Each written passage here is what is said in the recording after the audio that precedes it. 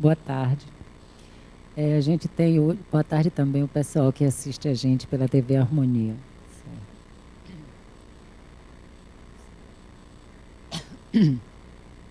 Então hoje o nosso tema é dor, uma possibilidade de introspecção.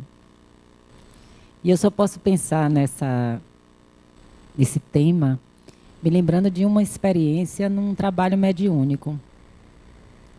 Um determinado médium era um trabalho de desdobramento, né? O espírito médium sai do corpo físico para trabalhar, né? Às vezes para receber orientação dos espíritos, às vezes para examinar a pessoa, né? Para quem foi pedido auxílio. Então, o espírito mostrou a esse médium algumas cenas que, na verdade, compõem uma história, né? Então, ele mostrou uma criança pequena que tinha ao seu lado um espírito de uma mulher. E aí essa mulher levava ela a um determinado ponto e dava uma lupa para ela. E dizia, olhe através da lupa e depois me diga o que você está vendo. E a criança olhou e o que ela viu eram pessoas. As pessoas distraídas, como a gente vive, né? Ocupadas com mil afazeres, cada um passava para um lado para o outro, absorto em si mesmo, sem notar a presença das outras pessoas necessariamente, sem observar o caminho, consumidas, né? Ocupadas com as atividades do cotidiano em que a gente se entrega de uma forma impressionante. E lá elas estavam todas, mas ela observava que essas pessoas tinham um quê que transmitia para ela de frieza, porque havia assim como que uma camada de gelo em torno dessas pessoas. O que para a criança representou alguma coisa de distância, né? A frieza no sentido de distância, de estar bem desinteressado, na verdade, de estar apenas fazendo atividades práticas, a atenção voltada apenas para as atividades práticas. E aí o espírito chamou a menina de novo e disse, agora você vai olhar com uma lente de cristal. E aí trocou a lente, botou a lente de cristal e mandou a criança olhar.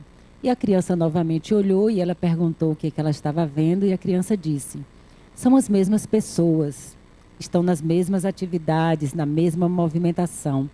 Mas agora eu vejo em cada uma delas uma fogueirazinha, né? Aquelas fogueirinhas de São João pequena, né? Então eu as percebo cada uma no lugar do coração com uma fogueirinha. E essa fogueira tem tamanhos diferentes, dependendo da pessoa. Tem algumas bem pequenininhas, a chama é bem pequenininha. Tem outras que têm uma chama maior. Aí o espírito disse para ela assim, olhe, a menor e a maior são as diferenciadas. A média é a média do planeta onde você mora. Essa é a chama média do planeta onde você mora. É o que as pessoas, na média, conseguem alcançar. Aí tirou o binóculo da mão dela, olhou nos olhos dela e disse assim, você precisa aprender a olhar as pessoas com olhos de cristal. E a gente ficou refletindo, né, sobre essa experiência. E a gente pensou e ficou muito claro que essa chama que a criança pôde ver nas pessoas é a chama do amor divino, é a centelha espiritual que todos nós temos. Os espíritos nos ensinam que do criminoso mais absurdo, né, mais envolvido no mal, até o anjo, todos nós temos essa centelha divina. E ela, claro, diminui ou aumenta de tamanho de acordo com o nosso processo, nosso entendimento com relação a essa centelha. E essa centelha nada mais é que o amor. E a gente percebe que esse amor, ele deve se aumentar, né, aumentar, até que possa nos consumir. Consumir no bom sentido, no sentido de integrar, de tal forma que a gente já não distinga um ato sem amor de um ato com amor. Até que a gente já não distinga a matéria, a experiência no corpo físico, da experiência base, que é a experiência de um espírito que está trabalhando pelo seu processo evolutivo. E é este consumir-se com essa chama que fez Paulo de Tarso dizer, já não sou eu que vivo, mas é o Cristo que vive em mim. De tal forma, ele tinha integrado esse amor divino, essa experiência com a chama sagrada e com a consciência de ser filho de Deus. Também Jesus falou de forma semelhante quando disse: eu e Deus somos um. Também ele já havia comungado com o divino. Também ele já tinha experiência com essa chama, com esse amor, de tal forma internalizada que ele já era uma manifestação do próprio Deus. Então, a sua divindade, a sua experiência de espírito, ele já podia manifestar de forma integral. Então, ele já era um, já não havia mais divisões, não é? A matéria já se tornava resplandecente e também divina, já que ela também serve ao divino, já que ela também é uma criação divina. E não havia mais separações. Mas a gente observa também que aí o espírito... Desculpe, eu esqueci uma parte da história. Porque aí quando a menina está olhando, ela aí diz assim: observe agora o que você está vendo. E ela vê uma daquelas pessoas, com aquela chaminha bem pequena, andando para fazer sua tarefa, e de repente ela não se dá conta que está diante de uma montanha. E aí bate na montanha. Quando ela bate na montanha, ela se dobra de dor, porque doeu muito. E na hora que ela se dobra de dor, a chama aumenta de tamanho. Depois aparece uma outra pessoa que também está caminhando, mas se encontra com uma pessoa com uma chama muito alta. Ela tem uma chama pequenininha, mas ao dar a mão àquela pessoa de chama alta, a chama dela também se eleva. E aí o Espírito diz para a gente, né? Existem duas formas da gente se consumir com essa chama, da gente poder se dar conta de que somos espíritos e de que somos filhos do amor. Uma das formas é nos aproximarmos de quem já sabe amar, porque contagia o amor. Não é só o mal que contagia, o amor contagia ainda muito mais. Então, quando nos aproximamos daqueles que já sabem amar, nós somos tocados na nossa experiência interna. Então, a nossa chama interna, a nossa centelha divina, ela também se manifesta de forma mais definitiva, de forma a chamar mais atenção. Ela faz o processo interno dela. Quando a gente também lê leituras edificantes, onde encontram-se pensamentos que nos ajudam na nossa iluminação, também essa chama aumenta. Quando a gente lê o Evangelho de Jesus, quando a gente se detém nas parábolas, também nós somos contaminados e também a nossa chama se eleva. E ela se elevando significa que nós temos alguma consciência um pouco maior de que somos filhos de Deus e de que somos espíritos eternos. Então essa chama, ela está disponível para a experiência externa do espírito que vai ajudá-la a manifestar-se. Então a gente pode desenvolvê-la a partir dessa experiência de estar em contato com o que é bom. Quando Jesus falava sobre parábolas, não é? Então ele dizia que nem todo mundo era dado que ele falasse claramente, que para algumas pessoas ele tinha que recorrer a parábolas. Ele explicava que é porque essas pessoas, tendo ouvidos, não queriam ouvir, tendo olhos, não queriam ver. Então era uma negação do indivíduo de se dar conta e ouvir de um outro lado, de um outro ponto de vista, do ponto de vista do espírito. E aí Jesus falava por parábolas, porque a parábola não tem como não tocar a alma. A lógica racional desaparece, mas em compensação a lógica do amor funciona. E mesmo que eu não queira ouvir, eu ouço no nível mais profundo. Então, de alguma forma, eu sou tocado. Então, existem várias formas da gente estar, de fato, aumentando essa chama. Mas, como mesmo o Espírito nos ensinou, essa chama, quando a gente consegue resistir a todas essas experiências, quando a pessoa ao nosso lado tem muito amor, mas nós não estamos interessados nesse amor, ou naquele momento estamos tão consumidos, não com o amor, mas com a realidade material, com as necessidades materiais, com as complicações em que nós nos envolvemos, nós não podemos ser receptivos a ponto dessa chama se aumentar. Ela pode até se aumentar, mas nós não conseguiremos dar atenção para que essa chama continue sendo nutrida.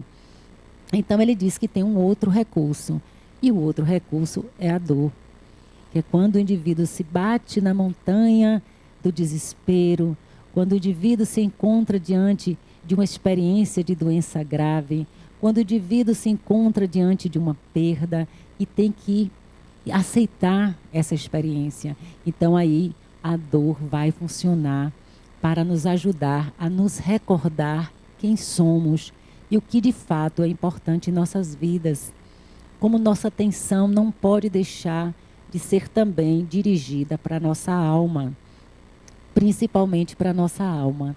Então a experiência da dor começa como uma necessidade humana, para nós tão distraídos, para nós que às vezes não nos damos conta de que somos seres que agimos, e em agir nós construímos a nossa própria história em torno de nós. Nós investimos contra a própria vida, nós interferimos em vidas alheias, nós contaminamos ambientes com os nossos pensamentos e não nos damos conta disso. Então o sofrimento, ele traz essa possibilidade da gente encontrar a necessária conexão com esse aspecto divino em nós. Tem uma história de Neo Lúcius, né, que ele conta, acho que o nome do livro é Jesus no Lar. Ele fala de uma história sobre por que a dor é necessária, né? Por que seria a dor necessária? Porque nós deveríamos escolher aprender pela alegria, e devemos. Mas a verdade é que nem sempre podemos, nem sempre estamos disponíveis. E aí ele conta uma história em que um anjo se determinou, um anjo guardião, resolveu que o tutelado dele, aquela pessoa por quem ele era responsável, ele ia guiá-lo de tal forma que ele pudesse passar a encarnação inteira sem sofrer nada, sem ter nenhuma experiência. Então o anjo se preparou. E aí começou a cuidar desde criança do seu tutelado. Então ele começou sempre dando inspirações positivas, inspirando as pessoas em torno da criança para que sempre oferecessem o melhor para ele, fossem sempre gentis, atenciosos, nada faltasse para ele, porque ele dizia, se nada faltar a ele, por que ele vai se tornar uma pessoa ruim? Por que ele vai brigar? Por que ele vai discutir com seus semelhantes? Por que ele não vai deixar de louvar a Deus, se é uma vida de bênçãos? E continuou. Quando ele foi crescendo, o menino às vezes tinha vontade de fazer algumas coisas, surgiu uma agressividade, mas aí o anjo imediatamente começava a amparar ele, inspirar, dissolvia o problema para que ele não precisasse se consumir. E ele foi passando o tempo e sempre com uma vida extremamente protegida, extremamente cuidada. Até que o anjo começou a observar que ele havia se tornado um homem muito exigente.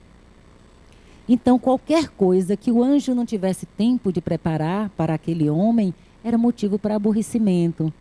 Então, ele se enraivecia, ele se aborrecia, ele reclamava por um mínimo.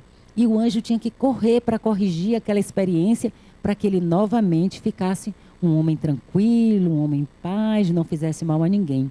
Aí o anjo começou a se dar conta do equívoco que é, não é? Porque uma pessoa que tem tudo, ela só pode ser mesmo boa e tranquila. Mas se ela tem que enfrentar as adversidades da vida, é que ela vai mostrar se tem maturidade. E nas adversidades da vida, é que o indivíduo fortalece seu ego, estrutura a capacidade de resistir, desenvolve desenvolve a capacidade de persistir no que está fazendo, de não desistir com facilidade. No entanto, para esse homem, ele não teve essa possibilidade, porque não foi dado a ele.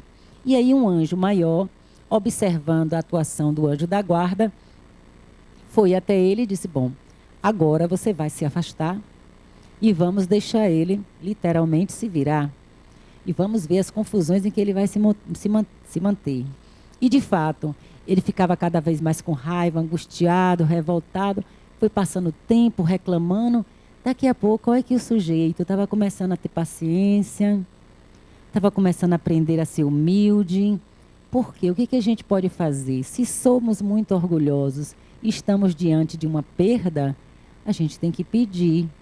Se a gente está muito doente, mas gosta de ser dona da vida, a gente tem que depender de um médico, tem que depender de um remédio. Por mais dinheiro que a gente tenha, a gente tem que depender de alguma instância. Então, nada melhor do que a dor para treinar a humildade. Nada melhor do que a dor para treinar a perseverança. Porque nada mais nos é dado na mão. A gente precisa lutar pela nossa própria saúde. Nós precisamos desenvolver em nós condições para criar paz em nós. Então, se eu brigo muito, se eu me revolto muito, chega uma hora que o sujeito cansa.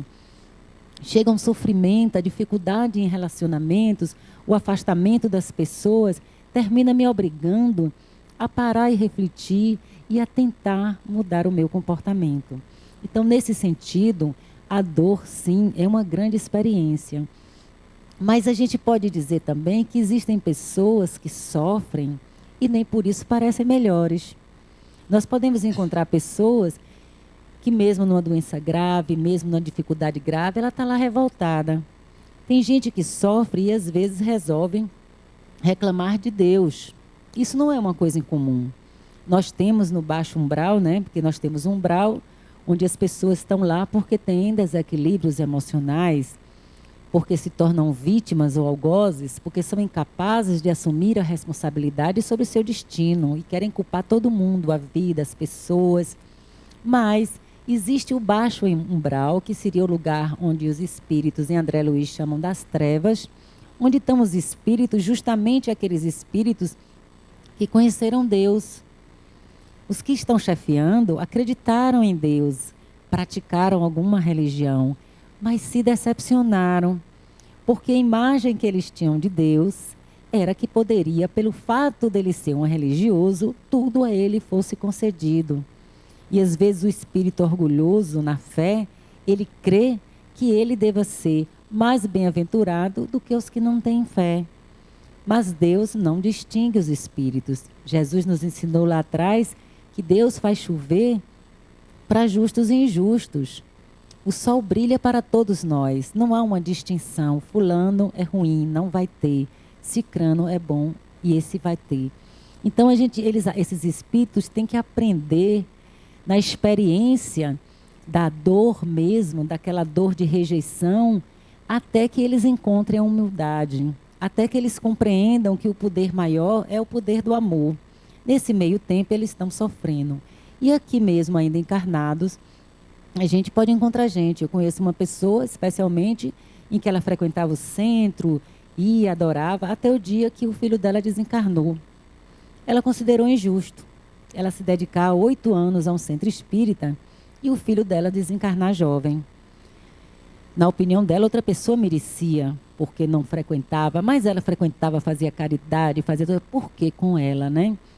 Como se frequentar um espaço religioso, como se praticar a função religiosa fosse um passaporte para uma vida feliz e perfeita. E, na verdade, não é. É uma experiência com o divino. Mas as nossas necessidades espirituais, elas são manifestadas em dor ou em alegria, em pobreza ou em riqueza, o que seja necessário para que nosso espírito se adiante. Então, muitas vezes, o sofrimento em si só, ele não vai resolver a questão do indivíduo e pode até fazer com que ele cristalize raivas, ressentimentos, mágoas, né? A gente sempre pergunta, por que comigo? O vizinho é tão ruim, eu sou boa, e é justamente eu que tenho esse problema. Mas, como a dor traz mais cedo ou mais tarde, numa mesma encarnação ou numa outra encarnação, a possibilidade da introspecção, que é essa viagem para dentro de nós, e que é a base de qualquer transformação. André Luiz vai dizer, a educação, na maioria das vezes, acontece da periferia para dentro, mas a transformação só acontece de dentro para fora. São 2 impulsos da alma que se complementam. Então, precisa nascer de dentro. Então, a dor, quando a gente cansa de brigar com ela, e na maioria das vezes, muita gente nem briga com a dor, logo que ela vem, que vê que é difícil, e que vê que pode não ter forças para lidar com essa dor, o movimento seguinte é o movimento de introspecção. Então, a gente deixa de olhar exclusivamente para fora. Quem não tem tempo, passa a arranjar um tempo para se olhar, para se conhecer, para entender que é um espírito, para tentar compreender a sua alma, para tentar encontrar ou viver uma experiência com o divino. Então, este movimento de introspecção é que vai fazer a verdadeira transformação. Todas as coisas que nós realizamos, se trabalhamos, nos dedicamos, se não tiver envolvido o nosso sentimento, se não puder aquela experiência favorecer o meu crescimento pessoal, essa experiência não é uma experiência profunda. Então, a introspecção nos dá essa possibilidade dessa experiência profunda. Então, nós vamos conhecer quais são os nossos verdadeiros sentimentos. Como é que eu imagino Deus? Porque na minha cabeça e na cabeça de todos vocês, ao longo somente dessa encarnação, nós temos mudanças na imagem de Deus.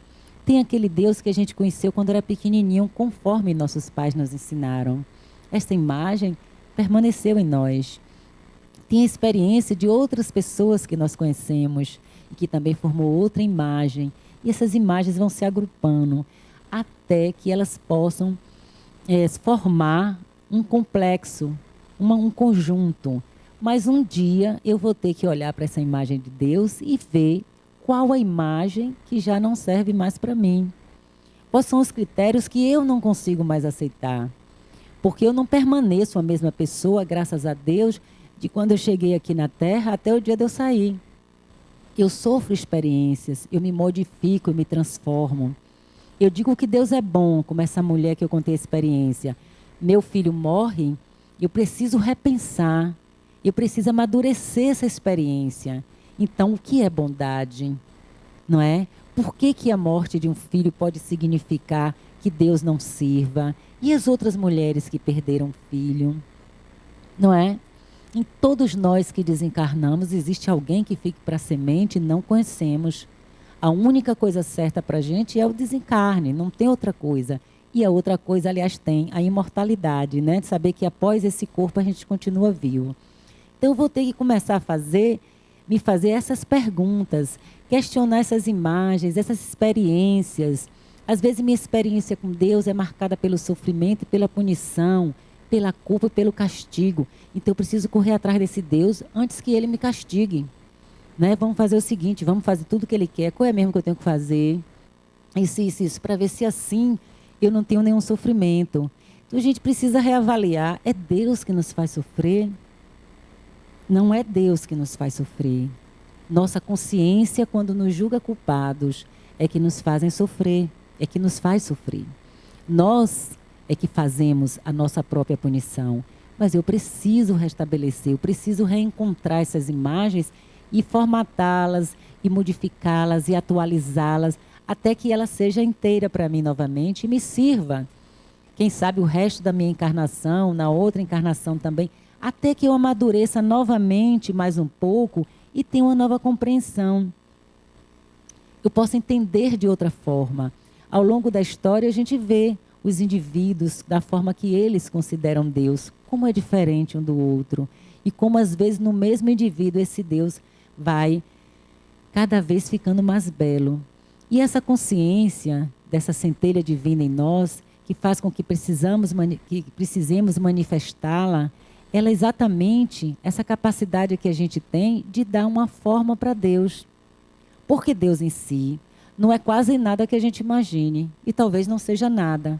Não é? Ele não tem pernas, ele não tem braço. Eu posso dizer que ele é branco, eu posso dizer que ele é negro. Eu posso dizer que ele não tem corpo, que ele é uma energia. Outros podem dizer que ele é uma oração. Outros dizem que ele é amor. Outros dizem, algum tempo, no nosso psiquismo anterior, era um velhinho, não é? De barba branca, que ficava sentado lá no céu. Então, 1000 imagens giram na nossa mente a respeito do que é este Deus, né? E eu preciso me dar conta dessas imagens para que eu transforme algumas e encontre outras. E aí, meu sofrimento, eu vou encontrar um sentido para ele.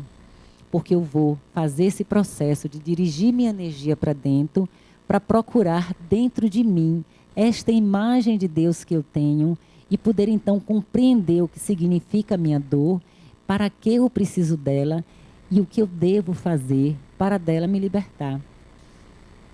Para que dela eu possa me separar e assim ser feliz, integrando esta dor também, porque ela também precisa ser integrada. Então a gente vai precisar se perguntar muitas coisas. A gente vai poder se perguntar A quem é que eu sirvo? No meu comportamento, no meu cotidiano, eu estou servindo ao quê ou a quem? Se eu saio e perco o equilíbrio rapidamente, se eu brigo com um, se eu brigo com o outro, se eu me aborreço, se eu sofro, o que eu estou contribuindo para esta vida, para este mundo, com este comportamento? E assim, quando eu digo ao meu filho o que ele deve fazer e não dou a mínima atenção a respeito do que ele deseja fazer, quando eu olho meu filho e não me recordo que ele é um espírito encarnado, que ele não veio aqui realizar os meus sonhos, ele veio realizar o processo evolutivo dele, eu tenho que me perguntar, o que eu estou fazendo? Qual o papel que eu estou fazendo diante do meu filho? Por que eu não sou capaz de receber alguém e respeitar esse alguém que eu amo como um ser íntegro, capaz de fazer escolhas e que precisa fazer o seu próprio destino?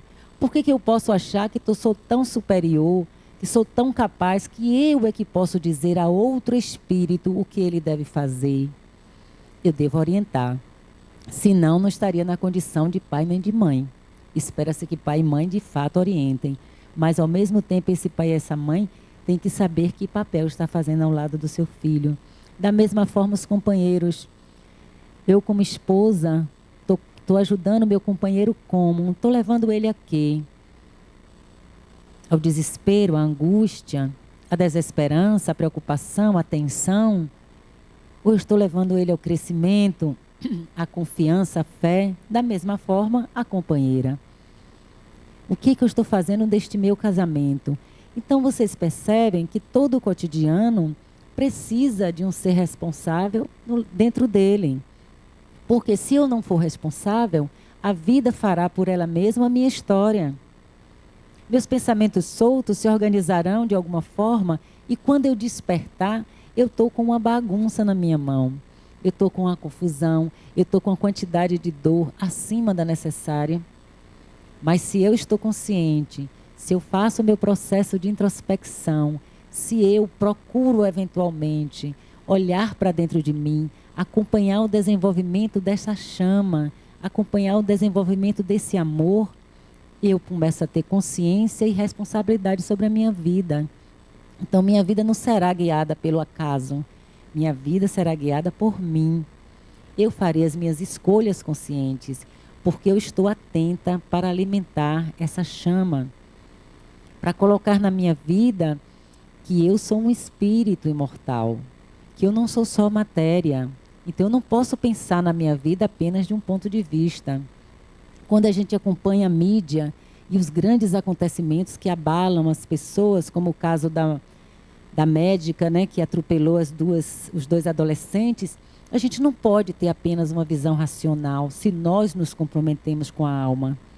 Não é só dizer, ela matou ou não matou os meninos, porque isso a lei já está aí para nos ensinar. Nós temos uma lei coletiva que diz o que é, o que não é. Temos um juiz que vai julgar e vai decidir. Mas nós, pessoalmente, dentro da nossa alma, o que a gente reconhece nessa experiência? Então eu preciso acrescentar a alma. Eu preciso acrescentar que nós somos humanos, que fomos criados simples e ignorantes, que estamos em aprendizado e que às vezes a ação das pessoas nos surpreende, como também muitas vezes nossas ações surpreendem as pessoas. Que nós ainda estamos num planeta de regeneração, ou de provas e expiações, ainda não chegamos no planeta de regeneração.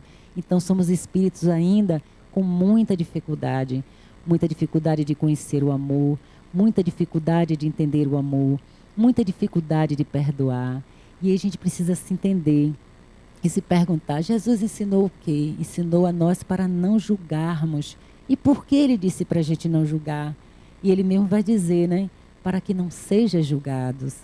Se quer um caminho sem dor, se quer um caminho onde o amor tenha privilégio no desenvolvimento, é preciso saber não julgar as pessoas. É preciso saber perdoar as pessoas. Se não desejamos para a nossa vida viver numa lei de causa e efeito rígida, onde se você matou pela espada, você perece pela espada, então aceite o ensinamento de Jesus, que manda perdoar 70 vezes, 7 vezes, que manda amar os inimigos, que manda orar pelos que nos perseguem e caluniam. Então a gente está oferecendo para o outro o perdão, a compreensão e a compaixão. E teremos isso de volta para nós. Teremos o perdão, o amor e a compaixão. E a gente vai viver não na lei de causa e efeito, nua e crua, mas numa lei mais avançada que Jesus nos trouxe, que é a lei de misericórdia. Então aí eu posso sim sofrer menos. Eu não vou precisar esperar para despertar que uma dor me atinja. Eu não vou esperar distraidamente no meu caminho, andando com a cabeça no vento, sem me ocupar de nada, tropeçar numa pedra. Eu não vou esperar isso. Eu vou me capacitar para que eu possa, em algumas experiências, perceber, meditar, refletir e tomar decisões mais acertadas dentro do que eu quero para a minha vida. Se eu quero amor, paz e alegria, eu, sendo um espírito imortal, preciso fazer conexões com essas experiências, preciso buscar dentro de mim recursos e preciso olhar para dentro de mim e ver o que eu preciso me corrigir. Não somos perfeitos, não somos bons.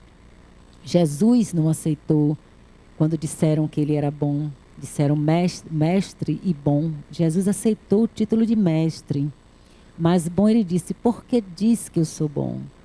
Bom só Deus é. Então nós aqui encarnados estamos sempre lidando com a nossa dualidade. A mulher que atropela os meninos é a nossa raiva descontrolada também. Graças a Deus não precisamos dessa experiência. Graças a Deus, com fé em Deus, não precisaremos. Mas todos nós estamos sujeitos a isso. Devemos ser punidos. Devemos aceitar nossa punição. Mas isso não é tão distante do humano, não do nosso humano daqui, de um planeta de provas e expiações. Nós precisamos ainda transcender, mas como transcende essa violência? Como transcender esse descontrole emocional? Eu só posso fazer isso se eu me observar, se eu olhar para mim, se eu puder compreender e ver meu lado sombrio, minhas dificuldades, minha realidade, porque Deus me vê como eu sou, eu não engano a Deus. Eu posso enganar o outro, posso tentar enganar a mim mesma, mas eu não engano a Deus. Então a gente precisa desistir de se enganar e se olhar como é. Porque só aceitando o que somos, nós podemos transformar. Porque se negamos qualquer dificuldade nossa, não temos armas nem condições para nos melhorarmos. Então a gente precisa aceitar, como diz Jung, a gente precisa olhar e ver. Somos sim muito humanos, muito limitados, mas estamos em aprendizado. Precisamos ver e trabalhar essas emoções, encontrar as dificuldades que temos e fazer alguma coisa por elas. E isso, a introspecção, nos ajuda muito, porque a gente desliga do externo. Não tem importância o que fulano diz de mim. Se eu não estiver magoando nem ofendendo ninguém, que importância tem? Mas eu preciso saber quem sou. Eu preciso saber do que eu sou capaz, até onde eu posso ir. E se eu não puder ir aonde eu quero, eu tenho que me aceitar, me amar a si mesmo, me compreender e saber que tudo tem seu tempo. Eu posso dar um passo de cada vez. Nunca que Deus espera de nós que encarnemos e nos tornemos anjos, porque Ele não seria uma incoerência, Ele espera isso. Ele sabe que o processo evolutivo demanda tempo, demanda investimento, e Ele não nos ama, não deixaria de nos amar, ainda que tivéssemos envolvido no erro, e Ele não espera que nós sejamos perfeitos, senão Ele não teria criado a gente simples e ignorante. Não seja perfeito imediatamente. Ele sabe que isso é um processo. E, em última instância, é um processo de aproximação de Deus. É um processo de aproximação do amor. Por isso reencarnamos tantas e tantas vezes, para que a gente possa aprender a amar.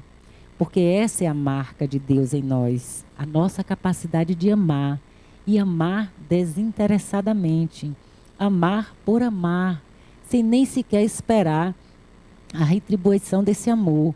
E a gente vai exercitando isso nos relacionamentos que a gente vai desenvolvendo. Todos os tipos de relacionamento nos permite treinar a nossa capacidade de amar.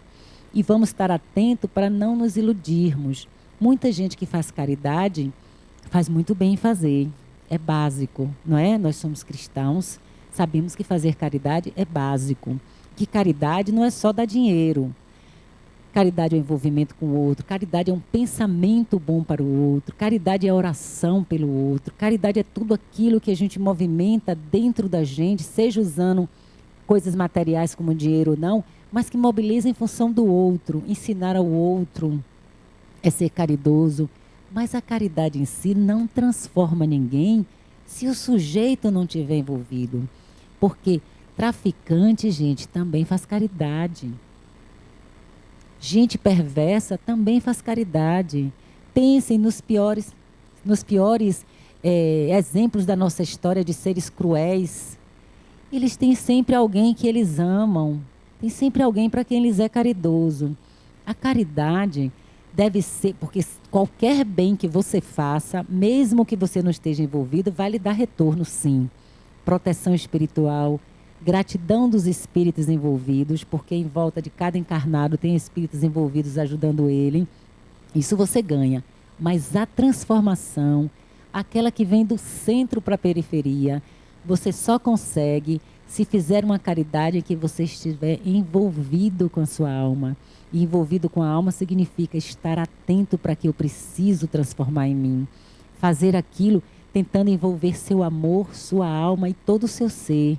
Oferecer ao outro algo em que você também será transformado. Inclusive observando, eu estou dando este pão, mas neste momento exato eu não sinto fluir em mim toda essa minha boa vontade. Por que será? E aí eu posso orar e pedir a Deus que me envolva no sentimento e aprender mais adiante a ser. Um processo de consciência, um processo de introspecção, um processo de compromisso, não com o externo, não com um Deus fantasioso de que se eu fizer, Ele vai me mandar para o céu, Ele vai me mandar para nosso lar, minha vida não vai ser difícil, eu não vou sofrer. Não, mas um Deus que é amor e que chamou todos nós de filhos, inclusive o nosso inimigo. É por este Deus que a gente precisa desenvolver este amor que nos coloque em chamas, chamas amorosas por Ele e por todos os outros seres. Então, através disso, a gente se compromete com a introspecção e, através disso, a gente cresce no exercício da caridade. É a maneira que a gente pode imaginar de usar a dor, uma maneira positiva e de crescimento. Boa tarde, obrigado, e também ao pessoal da TV Harmonia.